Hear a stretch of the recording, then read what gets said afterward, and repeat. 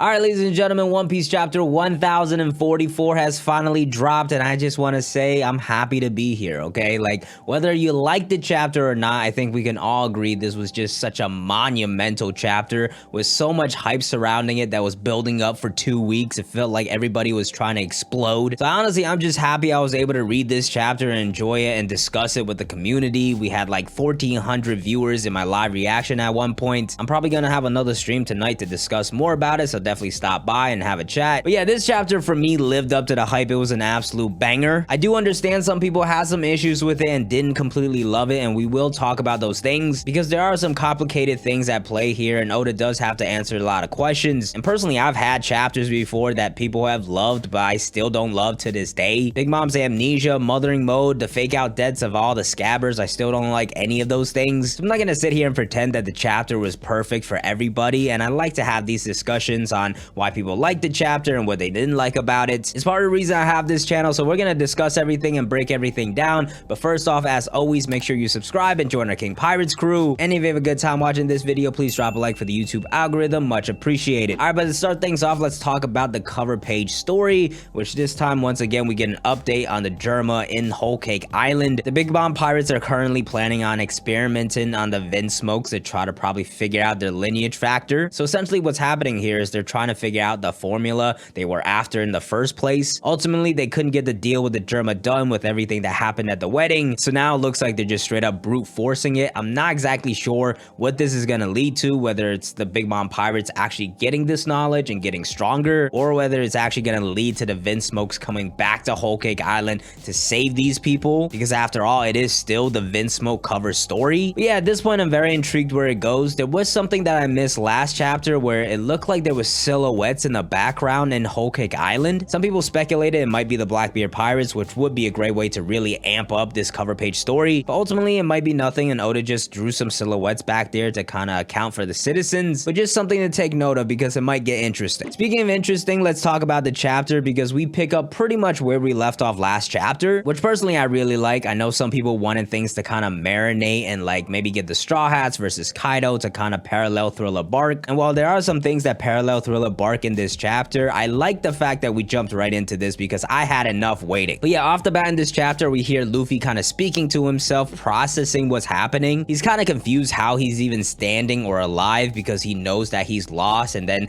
it almost feels like he's losing his mind. He's like, I'm still having a blast for some reason. He's laughing like a maniac. So while I think this is definitely Luffy by the way he's processing things and really taking things in, and this is not some like version of Joy Boy that's come back, Luffy still doesn't completely seem like himself. It looks like he's lost his mind a little bit. With the way he acts in the entire chapter, I made the joke during my reaction that he's on crack because he's laughing like a maniac the whole time. His heartbeat's going crazy. You hear the drums throughout the entire chapter, and even at the end, he's got the crazy eyes. He looks like he's out of his mind right now. So while Luffy is still himself, this power and awakening has definitely made him a little crazy. I think that craziness is really gonna be unleashed and help him to win this battle against Kaido. But one thing I think that really needs to be resolved going forward is him processing this and really taking it in and making sure it's all under control. That being said though, after Luffy gets back up, we see everybody's reactions. Momonosuke is like reacting that Luffy is Joy Boy, which Yamato hears and is kind of confused. Sanji finally gets back up and he hears Luffy, and we see pretty much everybody else hear Luffy as well. Law, Kid, even Hyogoro. So for some reason, a lot of people are recognizing that Luffy has gotten back up. I'm not sure whether they're also hearing his heartbeat and the drums or just him talking with like the voice of all things. It does seem like not everybody is recognizing it. Like Marco had to tell Nami and Tama that Luffy is back up and okay. So it might actually just be observation hockey here in that they're recognizing that Luffy's voice is back and he's alive again, which if that's the case, shout out to Sanji for having such a strong observation hockey that it literally woke him up while he was still injured. But yeah, with that said, we next jump back to Marie-Joie with the Gorosei, and they give us the breakdown of what Luffy's real devil fruit is. They start off by contemplating whether or not it was the right move to send essentially a CP0 member to his death to make sure this happens, which once again, shout out to the CP0 guy for actually carrying out the mission, and this does kind of show how valuable he was to the Gorosei and the world government. I do kind of feel bad for him because he ended up risking his life and completing the mission, but it had the opposite effect and actually awakened Luffy. But yeah, the Gorosei once again reiterates how important this was, and one of the Gorosei end up saying that no matter the era, the world government has never been been able to get its hands on the Gomu Gomu no Mi after 800 years. Now this part I will say I don't know if I buy completely and kind of confuses me. Initially, based off their conversation from before, it seemed like they just never knew how important the Gomu Gomu no Mi was, or that they just didn't think it had a chance of awakening. I thought it was more likely the first option, that they didn't know, because it never seemed like they placed that much emphasis on Luffy throughout the story. Like sure, they put a pretty high bounty on him, but like even Use's kid still had a higher bounty than him in Sabaody. So my crazy theory on this was that Alabasta was the one that actually changed the name of the Gomu Gomu no Mi to kind of hide it from the world government. But from what we're seeing in this chapter, it seems like they've known all this time how important the fruit was and just couldn't get their hands on it, which like I said, I kind of don't buy, because if you really thought the fruit was that important, as soon as you found out about Luffy and his powers, you probably should have just sent Kizaru after his ass. This is kind of in that same gray area as Robin, where like for some reason now they're like, oh, we have to get Nico Robin, it's imperative, it's super important, go after her right now. But like throughout the entire story, they didn't really place that much emphasis on her. Her bounty's still very low. So either this has to be explained a little more later on, maybe they just didn't know the Gomu Gomu no Mi was that legendary devil fruit until now, or for me it is going to be a bit of a plot convenience that we just have to deal with, which there are plenty of those in the story. After that though, they quickly drop a detail that gets kind of glossed over, but it seems very interesting. This is something that I really want to see in the official, which unfortunately I can't do for this review because I'm going out for the weekend. But one of the Gorosei specifically say that all Zoan devil fruits have a will of their own, and this one carries the name of a god. Now the god part we'll talk about in a little bit, because the Zoan carrying its own will, that's something that's really interesting. And this is the part I really want to see clarify in the official, because I think this could be a massive hint in the origins of devil fruits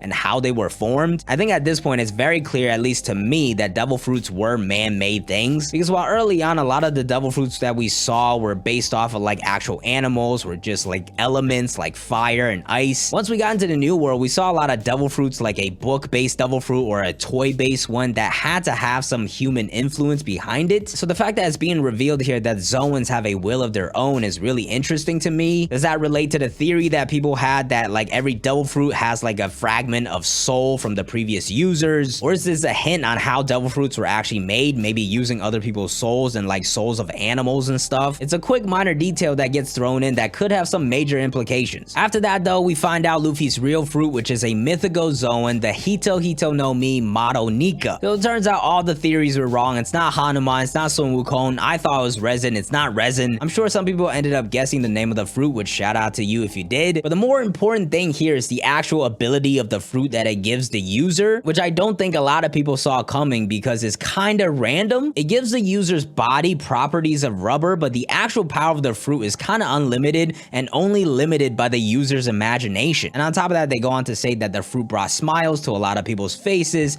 and it's the embodiment of the warrior of liberation. And the explanation of this power is really interesting because it's kind of two different things. One half of it is actually explaining what the power does, and then the second half of it is really focusing on the impact it has on other people. Now, as far as the possibilities of awakening, which they go on to say just strengthens the power even more, I'm gonna save that discussion for a whole nother video because we could talk endlessly about that. But yeah, this reveal here is not only huge in that we finally found out that Luffy has a mythical Zoan, but it also does leave us with a lot of questions that some people have issue with. First off, with it being a mythical Zoan of essentially a god that Oda created just makes it absolutely broken in that he could just give it whatever he wants. And that's kind of what's happening here. It seems like the powers is like whatever you want it to be with your imagination. I'm not exactly sure why it gives the user rubber properties. Honestly, it feels kind of random. That's something Oda definitely has to explain because at this point in the story, it doesn't really make much sense. Like narratively, it fits Luffy's character. Oda has explained before that Luffy always bounces back and that's why he's rubber. But if we're just isolating it to the story, it's still not really explained why Nika is made of rubber. And on top of that, the way the power is being described right now, it does feel absolutely broken and that Luffy could just do whatever he wants. Like I said, I'm gonna talk about this more in another video because I don't think it's gonna be limitless and there are gonna be drawbacks to this power. But yeah, this reveal does leave us with a lot of questions to answer, so I understand why some people are upset. Personally, the hype of the reveal and the excitement that I have at the possibilities of what Luffy can do just overrode that for me. But I do understand why some people have issues with it, especially with the Hito Hito no Mi. It's kind of like a broken thing for Oda. I joked in my live reaction that at this point I would not be surprised if Imu had the Jesus no Mi. Like the final battle might be just Imu sprinting across the ocean coming to battle Luffy. So I get why for some readers this feels unrealistic, but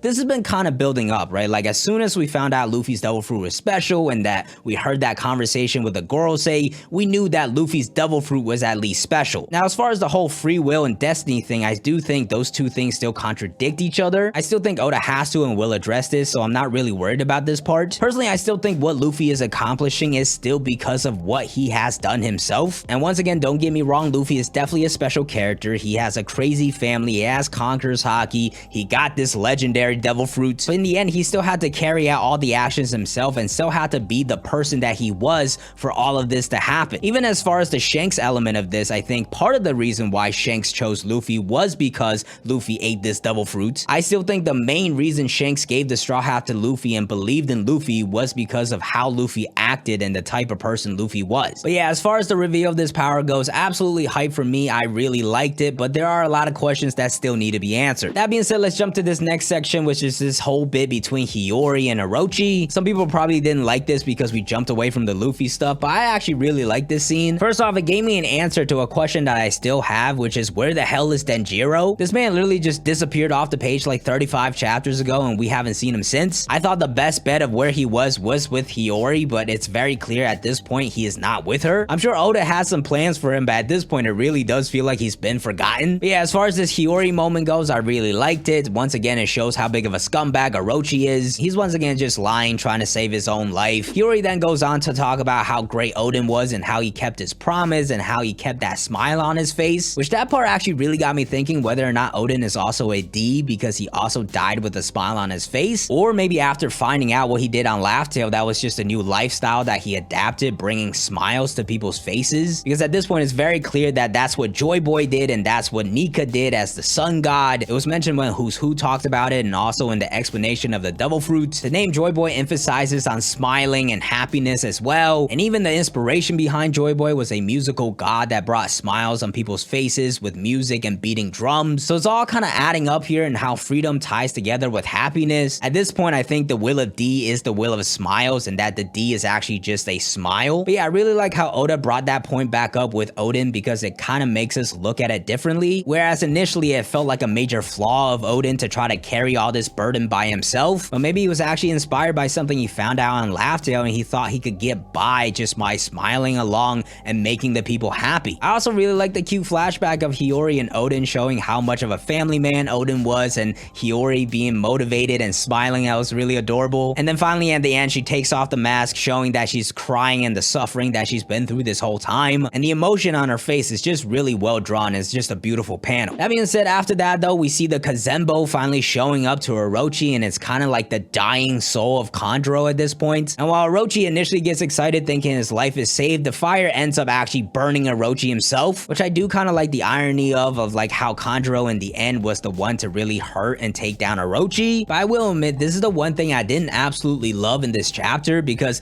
the Kazembo honestly feels kind of pointless, especially because it faked out Kanjuro's death and ruined this perfect death moment that Oda had created just in order to create this Kazembo, and all it really did was spread the fire and burn Orochi at the end, which I honestly think you could have just done by having the fire spread naturally. So honestly, for me, that's another fake out death that feels very pointless. The Kazembo is completely useless in my opinion. So that was probably the only part of the chapter that I didn't really like. But yeah, finishing off that scene, Hiyori says the dawn will come. Orochi is still alive as well. I don't think, or at least I hope, he doesn't just end up dying here, because the whole Kurozumi thing is something Wano has to solve because they kind of brought it upon themselves by hunting them in the first place. So that's something I still think has to be figured out by Momonosuke and Hiyori by the end of the arc. But for the time being, Orochi has definitely been defeated. With that said, we get to the last section of the chapter with the reveal of Luffy's peak, which is Gear 5th. And we actually don't get to see that much from him, but he definitely does show out, because not only is he showing off these new awakening abilities, but he's combining everything. Things actually start off by him just blasting his Conqueror's Haki, lightning everywhere, people are passing out, Kaido's looking up at the roof absolutely terrified at first, and then this man Luffy just comes in with a big ass hand and just yanks Kaido out like he's a worm. And then during my reaction, I made the joke that he was gonna smack him back and forth like Hulk did to Loki, but that's actually exactly what he did. He just smacked him back and forth like he was a worm. Now, along with this, Oda does go pretty crazy here with the art style. We get kind of this Looney Tunes art style. Kaido's eyes are popping out of his socket. This is probably the craziest that we've seen Oda's art style. Some people probably didn't love it, and I can understand why. If this was actually like the defeat of Kaido, I would definitely be upset myself as well. But I think with this being such a big chapter, Oda was just having a ton of fun. Sometimes I do think he goes overboard, like the drunk phases went on a bit longer than I liked, but this is just Oda having fun with his own manga, and we just have to let him be free. It's part of the reason that makes his story great. You're not always gonna like it, but it's what makes him Oda. And the main reason I'm really fine with all this is because it does nothing to Kaido. He's actually happy at the end of it, which I'm really happy we got that response from Kaido. I didn't want this to just be a beatdown from Luffy. The two of them have reached a point where they really respect each other, and we've been just building and building towards this climax, and now it's finally here. Both of them are completely serious. Kaido launches a Burrow Blast. Luffy shows off his awakening. Just like many of us expected, he's now able to affect this environment, and as I've said many times, don't sleep on him affecting his environment, because he now has the full control of the battlefield. He just rips up the ground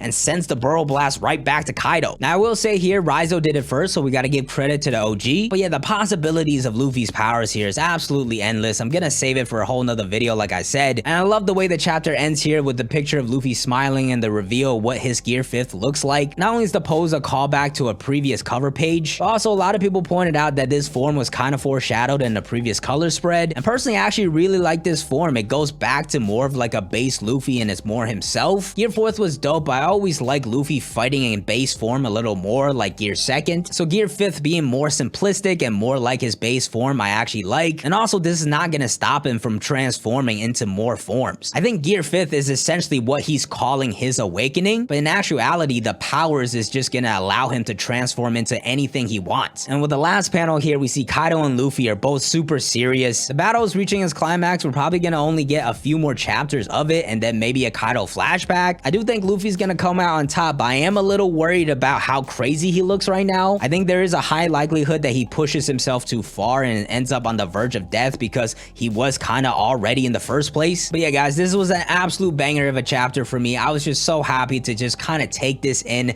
and enjoy this moment with the community. Like I said, there's a lot of questions to be answered. I'm gonna be dropping a lot of videos about those questions. Gonna be doing more discussion streams as well, so if you have some different thoughts or disagree with me, definitely stop by.